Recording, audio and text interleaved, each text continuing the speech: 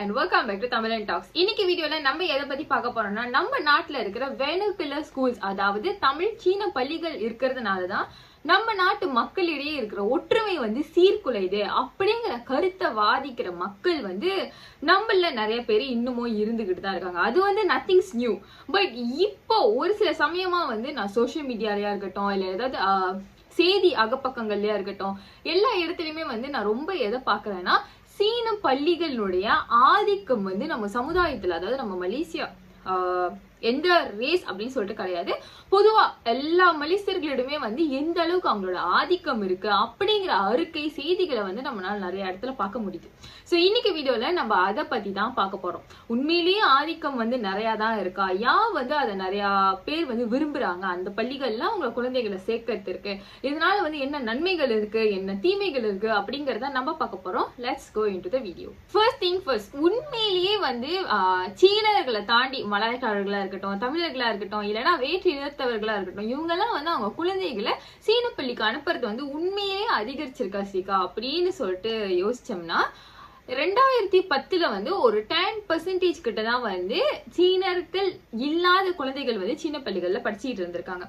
இப்ப 2020 எடுத்துக்கிட்டோம்னா அந்த 10% வந்து 20% ஆகிருக்கு. அண்ட் இனி வரும் காலங்கள்ல வந்து இது இன்னும் இப்ப வந்து 10 இயர்ஸ்ல 10% தான் வந்து இன்க்ரீஸ் ஆயிருக்கு.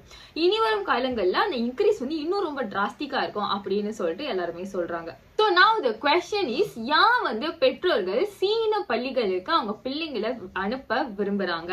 ஆல்தோ வந்து அவங்க சைனீஸா இல்லாட்டினாலும், வீட்டுல சைனீஸ் பேசாட்டினாலும், அவங்களுக்கும் சைனீஸ் லாங்குவேஜ்க்கும் சம்பந்தமே இல்லாட்டினாலும், ஏன் வந்து பெற்றோர்கள் பிள்ளைகளை வந்து சைனீஸ் ஸ்கூலுக்கு அனுப்புறாங்க அப்படின்னு சொல்லிட்டு ஒரு சில ரீசன்ஸை வந்து சர்வேல காட்டியிருக்காங்க. ஃபர்ஸ்ட் ரீசன் என்ன அப்படின்னு சொல்லிட்டு பார்த்தோம்னா, டிசிப்ளின். சைனீஸ் ஸ்கூலுக்கு பிள்ளைங்களை அனுப்புறதுனால அவங்களோட பிள்ளைங்க வந்து இன்னும் ரொம்ப டிசிப்ளினான பர்சனா இருப்பாங்க அப்படின்னு சொல்லிட்டு பேரண்ட்ஸ் நம்புறாங்க. செகண்ட் ரீசனா பேரண்ட்ஸ் எது சொல்றாங்க அப்படின்னு சொல்லிட்டு பார்த்தோம்னா, மாணவர்களுக்கு அந்த சீன பள்ளிகள்ல கொடுக்கப்படுற ஹோம் ஒர்க்ஸ், கிளாஸ் ஆக்டிவிட்டிஸ்.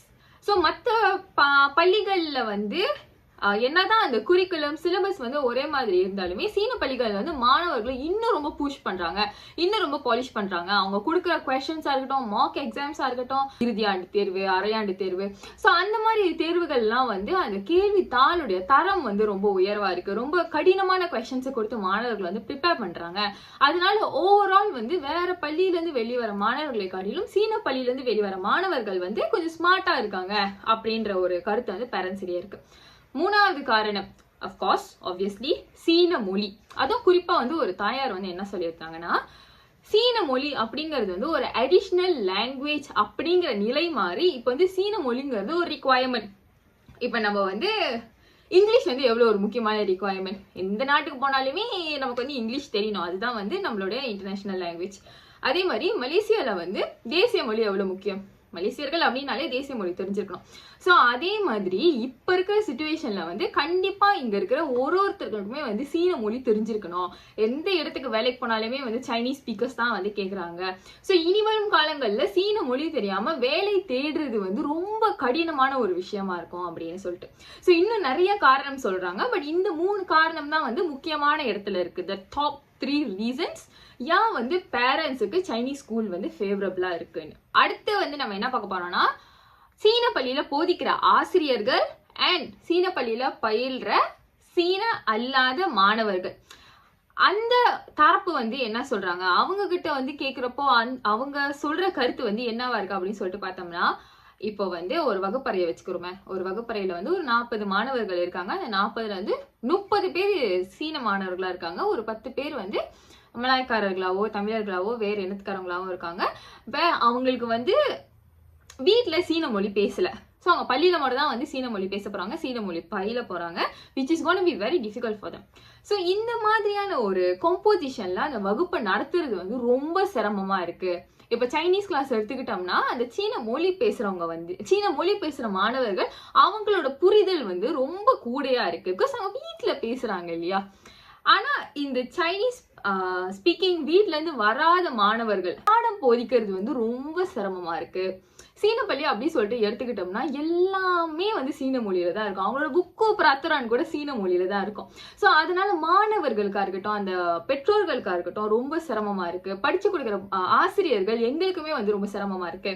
அந்த ஒரு கிளாஸ் ஃபுல்லா வந்து அவங்களோட அண்டர்ஸ்டாண்டிங் ஒரு அளவுக்கு இருந்தாதான் வந்து எங்கனாலையும் கரெக்டா போக முடியும். ஒரு சில மாணவர்களுடைய அண்டர்ஸ்டாண்டிங் வந்து because of the language barrier ரொம்ப குறைவா இருக்கு. ஒரு சில மாணவர்களுடைய அண்டர்ஸ்டாண்டிங் வந்து ரொம்ப நல்லா இருக்கு. அதனால ஒரு ஸ்டாண்டர்ட் 3 ஸ்டாண்டர்ட் 4 வரைக்கும் வந்து அந்த மாணவர்களுக்கு வந்து சீன மொழியில புலமை, அதாவது அந்த சைனீஸ் லாங்குவேஜை வந்து மாஸ்டர் பண்ணலன்னா நம்ம வந்து பெற்றோர்கிட்டயே வந்து சொல்லிடுறோம், தயவு செஞ்சு உங்க பிள்ளைங்களை வந்து ஸ்கூல் மாத்திடுங்க அப்படின்னு சொல்லிட்டு. ஏன்னா அதுக்கப்புறம் வந்து சிலபஸ் எல்லாம் கஷ்டமா இருக்கும். மொழி புரியாம அந்த சிலபஸை நம்ம சொல்லி கொடுக்க முடியாது அப்படின்னு சொல்லிட்டு. அடுத்து வந்து சீன பள்ளியில படித்து இப்ப வந்து படிச்சு முடிச்சுட்டாங்க. அவங்க வந்து அலும்னாயா இருக்காங்க. சோ அவங்களுடைய கருத்து என்ன அப்படின்னு சொல்லிட்டு பார்த்தோம்னா, இந்த மாதிரியான இடங்கள்ல தான் வந்து மாணவர்கள் ரொம்ப பூலி கேஸ்ல வந்து மாட்டுறாங்க.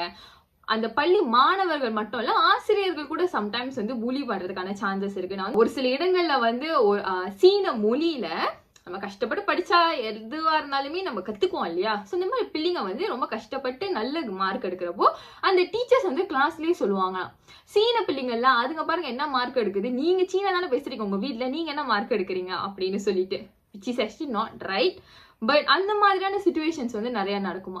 ஒரு கிளாஸ்ல வந்து ஒரு 40 பிள்ளைங்க இருக்காங்கன்னா அதுல 39 பேர் சீன பிள்ளைங்களா இருப்பாங்களா, இவங்க ஒருத்தவங்க மட்டும் சீனவங்க அல்லாதவங்களா இருக்கிறப்போ இந்த குரூப் ஆக்டிவிட்டில சேர்த்துக்கிறது இல்ல, சரியா பேச மாட்டாங்களா, என்னதான் அவங்க பேசுற மொழி இவங்களுக்கு விளங்குனாலுமே இவங்க வந்து அவங்களை கூட்டாளியா சேர்த்துக்க மாட்டாங்களாம். இப்போ நான் பேசிக்கிட்டே இருக்கிறப்போ எனக்கு வந்து ஒரு இன்சிடென்ட் நினைவுக்கு வந்துச்சு. And I feel it is relatable to our topic today.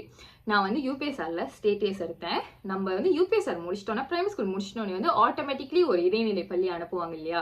அதுக்கப்புறம் நம்ம வேணும்னா அந்த பள்ளியில கண்டினியூ பண்ணலாம், இல்லைன்னா வந்து ட்ரான்ஸ்ஃபர் பண்ணிடலாம். பட் அவங்க ஆட்டோமேட்டிக்லி வந்து நமக்கான இடைநிலை பள்ளி வந்து அவங்களே கொடுத்துருவாங்க. ஸோ அந்த மாதிரி எனக்கு கொடுக்கப்பட்ட ஒரு இடைநிலை பள்ளி. அந்த ஸ்கூல்ல வந்து நான் ஒரு 3 நாள் தான் படித்தேன். அதுக்கப்புறம் நான் வந்து ட்ரான்ஸ்ஃபர் பண்ணி வேற ஸ்கூலுக்கு போயிட்டேன். ஸோ அந்த ஸ்கூல் வந்து ஆக்சுவலி நான் வளர்ந்த ஏரியாவே வந்து ரொம்ப சைனீஸ் டாமினேட்டான வந்து ஏரியா. ஸோ அந்த பள்ளியிலுமே வந்து ஒரு 90% வந்து சைனீஸ் மாணவர்கள் தான், ஒரு 10% தான் வந்து சைனீஸ் அல்லாதவர்கள். ஸோ நான் வந்து யூபிஎஸ்ஆர்ல ஸ்டேட் எடுத்திருந்தேன். அந்த பள்ளிக்கு நான் போயிட்டு முதல் நாள் எல்லாம் போயிட்டு இது பண்றப்போ அவங்க வந்து என்ன கிளாஸ் கொடுக்குறீங்க அப்படின்னு நான் கேட்டப்போ அந்த பிரின்சிபல் வந்து என்கிட்ட சொன்னாங்க, இது மாதிரி நான் வந்து அவனுக்கு 3rd கிளாஸ் கொடுக்குறேன் அப்படின்னு சொல்லிட்டு. அது ரெஜிஸ்ட்ரேஷனுக்கு வந்து நானும் எங்க பாட்டியை தான் போயிருந்தோம். ஸோ நான் தான் வந்து அந்த பிரின்சிபல்கிட்ட பேசினேன். அவங்க சொன்னாங்க 3rd கிளாஸ் தான் கொடுக்குறோம். அவனை கிட்ட நீங்க வந்து எனக்கு 3rd கிளாஸ் தான் கொடுக்குறீங்க, பிகாஸ் நான் ஸ்டேட் வச்சிருந்தேன், ஏன் 3rd கிளாஸ் தான் கொடுக்குறீங்கன்னு. அவங்க சொன்னாங்க, இல்லை இந்த ஸ்கூல்ல வந்து 1st and 2nd கிளாஸ் வந்து ஃபுல்லா நம்ம வந்து சைனீஸ்ல தான் பாடம் நடத்துவோம் அப்படின்னு. அது வந்து SMJK ஸ்கூல்ல SMK ஸ்கூல் ஃபுல்லா நம்ம சைனீஸ்ல தான் பாடம் நடத்துவோம் அப்படின்னு சொல்லிட்டு. சரின்னு சொல்லிட்டு நான் 3rd கிளாஸ் போயிட்டேன். அண்ட் அந்த கிளாஸ்ல வந்து ஒரு சீன மாணவர் கூட இல்லை, எல்லாமே வந்து மலாய்க்காரவங்க, தமிழவங்க, என் கூட வந்து தமிழ் பள்ளி ஆரம்ப பள்ளியில படிச்சவங்க. ஸோ அந்த மாதிரி அதுக்கப்புறம் வந்து அந்த பள்ளியில எல்லா விஷயமுமே காலைல மத்தியானம் வந்து அசம்பிளி வைப்பாங்க. என்ன ஸ்பெஷல் ஈவெண்டா இருந்தாலும் சரி, அந்த 3 நாள் எல்லாமே சீன மொழியில தான் இருக்கும். அவங்க வந்து அசம்பிளி 100% சீன மொழியில தான் நடத்துவாங்க. எல்லாமே சீன மொழியில தான் இருக்கும். ஒண்ணுமே புரியாது. இது நடந்து ஒரு 11 வருஷம் ஆச்சு. ஆனா இப்ப நான் யோசிச்சு பாக்குறப்ப கூட அந்த அசம்பிளி கிரவுண்ட்ல நான் எப்படி பேகன்னு முடிச்சிட்டு இருந்தேன்னு எனக்கு நல்ல நினைவு இருக்கு. ஏன்னா எனக்கு ஒண்ணுமே புரியாது. அவங்க பேசுறது எனக்கு எதுவுமே புரியல. உங்களுக்கு நல்லா தெரியும், உங்க பள்ளியில 90% சைனீஸ் மாணவர்கள், நான் இல்லைன்னு சொல்லல, ஆனா மீதி இருக்கிற 10% மாணவர்களுக்கு நீங்க என்ன மாதிரியான ஒரு முக்கியத்துவம் கொடுக்குறீங்க தட் எல்லாமே சீன மொழியில் நீங்க வச்சு நடத்துறதுக்கு. ஸோ புக்கு அதனால தான் நான் சொன்னேன், புக்கு பிரத்துரான் கூட சீன மொழியில தான் இருக்கும். ஆக்சுவலி அந்த பள்ளியிலுமே வந்து புக்கு பிரத்துரான் வந்து சீன மொழியில தான் இருந்துச்சு. எனக்கு ஏன் வந்து நல்லா நினைவு இருக்குன்னா, என்னோட ஃப்ரெண்ட் வந்து என்னமோ பண்ணிட்டாங்க. அப்போ அந்த ப்ரிஃபெக்ட் எல்லாமே சீனத்தில் தான் இருப்பாங்க. அந்த ப்ரிஃபெக்ட் வந்து என்னமோ காட்டினாங்க, யூ தேங்கோ சீனி இனி இனி என்னமோ சொன்னாங்க. அவன் ஃப்ரெண்ட் திருப்பி பதில் பேசினா, யூ துளிஸ் எல்லாம் பஸ் சீனா அப்பா சேஃபா. ஸோ அந்த மாதிரி ஒரு 13 வயசுலயே என்னை அப்பயே அந்த பள்ளியில் நான் ஒரு 3 நாள் படிச்சதே வந்து எனக்கு அவ்வளோ கல்ச்சர் ஷாக்காக இருந்துச்சு. And to be very honest ரொம்ப இன்ஃபீரியாரிட்டி காம்ப்ளெக்ஸாக இருக்கும். அப்படிலாம் இருந்துச்சுன்னா ஒரு 7 வயசு பிள்ளை அந்த மாதிரி சுச்சுவேஷன் நம்ம போய் விட்டா அந்த பிள்ளை அது எதிர்நீச்சல் கொண்டு முன்னுக்கு வர்றதுக்கான பாசிபிலிட்டிஸ் இருக்கு, நல்லன்னு சொல்லல. ஆனா அது நெகட்டிவா முடியறதுக்கு எவ்வளவு வாய்ப்புகள் இருக்கு. ஒரு சீன பள்ளி மாதிரியே இருக்கிற ஒரு இடைநிலை பள்ளியில வந்து 3 நாள் இருந்த அனுபவம் தான் வந்து நான் இப்ப சொன்ன அந்த அனுபவம். அட் த சேம் டைம் நிறைய சீன பள்ளிகள்ல படிச்சு சீனவங்களும் இல்லாதவங்க சீன பள்ளியில படிச்சு நல்ல கிரேட் எடுத்து சீன மொழியில வந்து சைனீஸ் லிட்ரேச்சர் வரைக்கும் எஸ்பிஎம்ல எடுத்த நல்ல கிரேட் எடுத்த மாணவர்கள்லாம் கூட எனக்கு தெரியும். ஸோ இப்படியும் நடக்கலாம், அப்படியும் நடக்கலாம். ஒரு சில மாணவர்கள் வந்து ப்ரீ ஸ்கூல் வந்து சைனீஸ் ஸ்டடிக்கா போயிருப்பாங்க. அங்கேயே வந்து அவங்களுக்கு சீன மொழியில நல்ல ஆதிக்கம் இருக்கும், நிறைய சீன நண்பர்கள் இருப்பாங்க. ஸோ அவங்களுக்கு வந்து அந்த கல்ச்சர் ஷாக் பெருசா ஒன்றும் தெரியாது, லாங்குவேஜ் பேரியரும் பெருசா ஒன்றும் இருக்காது. பேரண்ட்ஸ்னால வந்து ஸ்கூல் முடிஞ்சு சைனீஸ் ப்ரஷ் அப் பண்றதுக்கு பாலிஷ் பண்றதுக்காகவே வந்து சைனீஸ் டியூஷன்ஸ் அனுப்புவாங்க. ஸோ அந்த மாதிரி மாணவர்களுக்கு வந்து பெரிய ஸ்ட்ரகிள் ஹர்டல் அப்படின்னு சொல்லிட்டு எதுவும் இருக்காது. பட் அது அல்லாத மாணவர்களுக்கு இது பெரிய சேலஞ்சா இருக்கிறதுக்கான வாய்ப்புகள் நிறையவே இருக்கு. கொஞ்ச நாளுக்கு முன்னாடி நம்ம நாட்டில் இருக்கிற ஒரு சமயவாதி அவங்களுடைய இன்டர்வியூ வந்து சோஷியல் மீடியா லைஃப்ல வந்து போய்கிட்டு இருந்துச்சு. அவங்க வந்து ஆக்சுவலி வேற ஒரு விஷயத்தை பத்தி பேசிக்கிட்டு இருந்தாங்க. பட் அங்க அவர் பதிவிட்ட ஒரு கருத்து வந்து எனக்கு நல்ல நினைவு இருக்கு. அவருடைய பிள்ளைகள் வந்து தொடக்கத்துல வந்து சீன பள்ளிக்கு தான் வந்து போயிட்டு இருந்திருக்காங்க. அவங்க வந்து சீனர் கிடையாது, சீன பள்ளிக்கு தான் போயிட்டு இருந்திருக்காங்க. இந்த மாதிரி பிள்ளைங்க வந்து ஒரு மொழி கத்துக்கிட்டுமே அப்படின்னு சொல்லிட்டு அதுக்கப்புறம் தான் வந்து அவங்க நல்லா சிரிச்சு பார்த்திருக்காங்க. சீன பள்ளிக்கு பிள்ளைகள் அனுப்புறத வந்து அந்த பிள்ளைங்க வந்து சீன மொழியை மட்டும் கத்துக்கிறது கிடையாது, சீனர்களுடைய பண்பாடு, அவங்களோட கலாச்சாரம், அவங்களுடைய பாரம்பரியம், ஒரு சீனர் வந்து எதெல்லாம் அவங்க வாழ்க்கையில வந்து கத்துக்கணுமோ, ஒரு சீனரா இருக்கிறதுக்கு உங்க ஐடென்டிட்டி வந்து நீங்க எதெல்லாம் கத்துக்கணுமோ அது எல்லாமே தான் வந்து இவங்களும் கத்துக்கிறாங்க. ஸோ எதுக்கு வந்து வேற்று இன தாக்கம் வந்து நம்ம பிள்ளைங்க மேல இவ்வளோ இருக்கணும்? இதே நம்ம பள்ளிக்கு போச்சுன்னா நம்ம பிள்ளைங்க வந்து நம்மளுடைய கலை கலாச்சாரத்தை பயில்வாங்க. எக்ஸ்ட்ராவா ஒரு மொழி தெரிஞ்சுக்கணும் அப்படின்னு சொல்லிட்டு வேற பள்ளிக்கு அனுப்புறதுனால அவங்களோட கலை கலாச்சாரத்தை தானே தெரிஞ்சுக்கிறாங்க அப்படின்னு சொல்லிட்டு அவர் வந்து பள்ளி மாற்றந்தா அதுக்கப்புறம் வந்து தெரிவிச்சாரு. அண்ட் பொதுவான ஒரு கருத்து இருக்கு இல்லையா, சீன மொழி தெரிஞ்சாதான் வந்து வேலை கிடைக்கிறது சுலபம், சீன மொழி இருந்தாதான் வந்து சைனீஸ் ஸ்பீக்கரா நம்ம அந்த வேலை வாய்ப்புகள் நமக்கு கிடைக்கும் அப்படின்னு சொல்லிட்டு. இது நான் சொன்னேன் இல்லையா, மலேசியர்களா இருந்தா கண்டிப்பா வந்து மலாய் மொழி தெரிஞ்சுக்கணும் அப்படின்னு சொல்லிட்டு. இன்னைக்கு நம்ம நாட்டுல மலாய் மொழி தெரியாம எத்தனை எக்ஸ்பர்ட்ஸ் எவ்வளவு சம்பாதிக்கிறாங்க, மலேசியர்களை விட அதிகமா சம்பாதிக்கிற எவ்வளோ எக்ஸ்பர்ட்ஸை வந்து நம்ம டெய்லி வந்து பார்க்க முடியுது. ஆங்கில மொழியே தெரியாம இன்னைக்கு எத்தனையோ நம்ம பந்து விளையாட்டு விளையாடுறவங்களாம் எத்தனை பேருக்கு வந்து ஆங்கில மொழி தெரியாது. ஸோ என்ன மொழி அப்படிங்கறத தாண்டி நமக்கு என்ன திறமை அப்படி இருக்குது அப்படிங்கிறது தான் வந்து it matters more then the language. So இதைதான் வந்து இன்னைக்கு வீடியோவில் நான் சொல்லணும் அப்படின்னு சொல்லி நினைச்சேன். சீன பள்ளிகளின் ஆதிக்கம் வந்து நான் ஸ்கூல் படிக்கிற காலத்துல இருந்தே ஓடிக்கிட்டு இருக்கு. பட் இப்போ வந்து அது இன்னும் அதிகரிச்சிருச்சு அப்படிங்கிறது தான் வந்து உண்மையா இருக்கு இந்த சர்வே செய்தி ரிப்போர்ட்ஸ் எல்லாம் எடுத்து பாக்குறப்போ.